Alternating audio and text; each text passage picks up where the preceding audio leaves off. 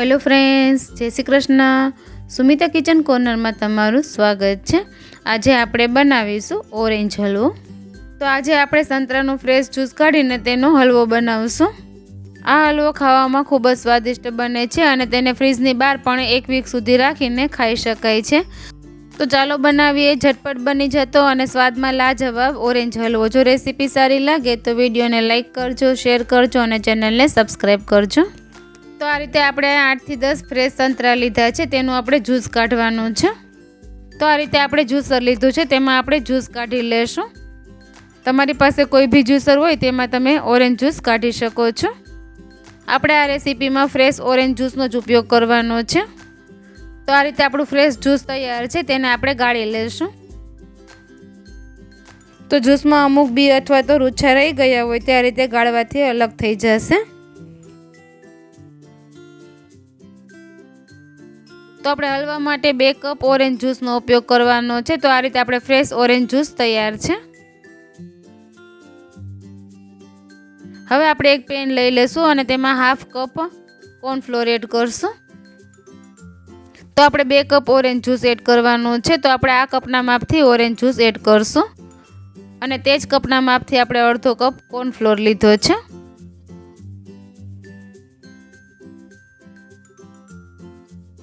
આ મિશ્રણમાં લમ્સ ન રહે તે રીતે આપણે મિક્સ કરી લેશું અને આ બધી પ્રોસેસ આપણે ઓફ ફ્લેમ જ કરવાની છે. તો બધું બરાબર મિક્સ થઈ જાય ત્યારબાદ તેમાં આપણે 1 કપ ખાંડ એડ કરશું. તો આપણે 2 કપ ઓરેન્જ જ્યુસ, 1 કપ ખાંડ અને અડધો કપ કોર્નફ્લોર લીધો છે. તો આપણે આ બધી સામગ્રીને બરાબર મિક્સ કરી લેશું અને આપણા હલવાનો કલર એકદમ સરસ ઓરેન્જ આવે તે માટે આપણે 2 ટીપા ઓરેન્જ ફૂડ કલર એડ કરશું. તો અત્યારે મારી પાસે લિક્વિડ ઓરેન્જ ફૂડ કલર છે તે મેં યુઝ કર્યો છે. તમારી પાસે જે કલર અવેલેબલ હોય તે એડ કરી શકો છો અને જો કલર એડ ન કરવો હોય તો સ્કીપ પણ કરી શકો છો. તો આપણે બધું બરાબર મિક્સ કરી લીધું છે અને હવે આપણે પેનને ગેસ ઉપર લઈ લેશું. તો ગેસની ફ્લેમ આપણે મીડિયમ જ રાખવાની છે. તો થોડી જ વારમાં મિશ્રણ આ રીતે ઘટ થવા લાગશે. તે તળિયા ન ચોટે તે માટે તેને આપણે સતત હલાવતું જ રહેવાનું છે.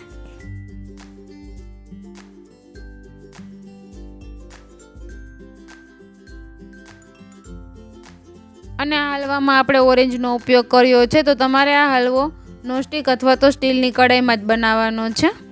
તમારે લોખંડની, એલ્યુમિનિયમની કે તાંબાની કઢાઈનો ઉપયોગ નથી કરવાનો. તો થોડી જ વારમાં તમે જોઈ શકો છો હલવો સરસ ઘટ થઈ ગયો છે અને તેને આપણે સતત હલાવતું રહેવાનું છે. તો આ રીતે હલવો ઘટ થઈ જાય ત્યારબાદ તેમાં આપણે ઘી એડ કરવાનું છે. તો ઘી આપણે એકી સાથ નથી એડ કરવાનું, આપણે 1-1 ચમચી કરીને એડ કરવાનું છે. એકી સાથે એડ કરશો તો તે હલવામાં બરાબર એબ્સોર્બ નહીં થાય. તો 1 ચમચી ઘી એડ કરીને આપણે તેને ફરી પાછું આ રીતે હલાવતા રહેશું.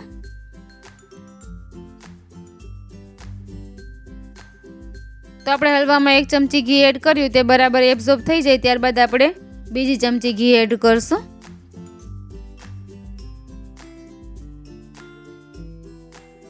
તેને પણ આપણે બરાબર મિક્સ કરતા જઈશું અને આ રીતે હલાવતા જઈશું.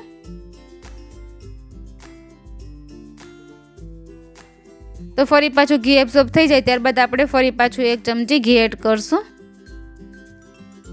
ઘી જ્યાં સુધી બહાર ન દેખાય ત્યાં સુધી આપણે ઘી એડ કરવાનું છે. તો આ રીતે 1-1 ચમચી ઘી એડ કરતા જઈશું અને બરાબર મિક્સ કરતા જઈશું. તો તમે હવે જોઈ શકો છો હલવો એકદમ સરસ રબરી ટાઈપ થઈ ગયો છે અને સાઈડમાં ઘી પણ છૂટું થયેલું દેખાય છે, તમે જોઈ શકો છો.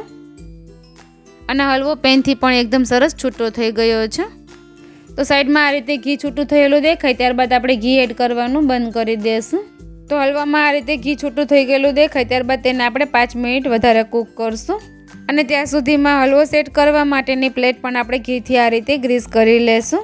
તો 1-1 ચમચી કરીને ટોટલ આપણે 1/4 કપ કરતાં થોડું ઉપર ઘી હલવામાં એડ કર્યું છે. અને હલવાને ગાર્નિશ કરવા માટે આપણે આ રીતે કાજુ અને પિસ્તાને કટ કરી લીધા છે. તેને આપણે પ્લેટમાં નીચે પાથરી દઈશું અને તેની ઉપર આપણે હલવો પોર કરી દઈશું.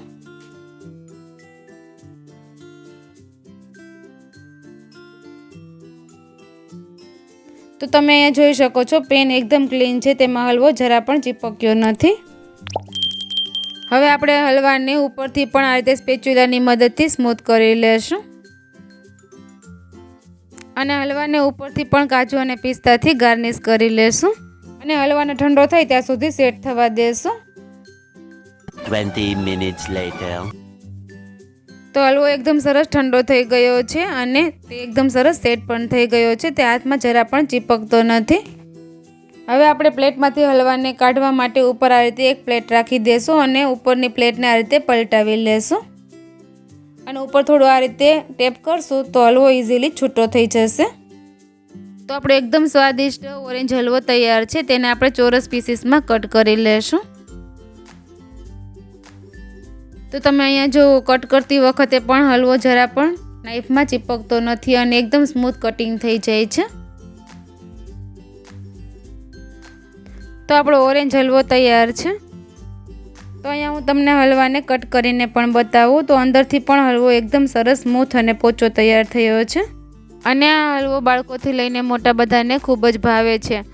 અને હલવો બનાવતી વખતે અમુક ટિપ્સ અને ટ્રીક ફોલો કરશો અને આગળ બતાવ્યું તે પ્રમાણે માપ લેશો તો તમારો હલવો પણ એકદમ સરસ તૈયાર થશે. તો ફ્રેન્ડ્સ, તમને આ એકદમ ઝટપટ બની જતો અને સ્વાદમાં લાજવાબ ઓરેન્જ હલવાની રેસીપી પસંદ આવી હોય તો એકવાર જરૂરથી ટ્રાય કરજો અને તમારા અનુભવ મને કોમેન્ટ બોક્સમાં જરૂરથી શેર કરજો. અને જો રેસીપી સારી લાગી હોય તો ફ્રેન્ડ્સ અને ફેમિલીમાં પણ શેર કરજો. અને આ સિવાય તમારે બીજા હલવાની રેસીપી જોતી હોય તો તે પણ મારી ચેનલ ઉપર અવેલેબલ છે. તેની લિંક હું ડિસ્ક્રિપ્શન બોક્સમાં રાખી દઈશ. તો ફ્રેન્ડ્સ, તમને મારી આ નવી રેસીપીઓ પસંદ આવતી હોય તો ચેનલને સબસ્ક્રાઈબ કરજો અને બાજુમાં બેલ આઇકનને પ્રેસ કરજો જેથી મારા આવતા વિડીયોની નોટિફિકેશન તમને સૌથી પહેલાં મળે. બાય બાય ફ્રેન્ડ્સ, ફરી મળીશું એક નવી રેસીપી સાથે. Thank you for watching.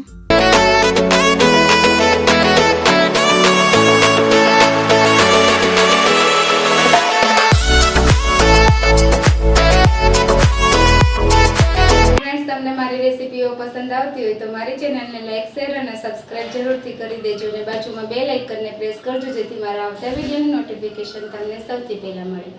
Bye bye friends.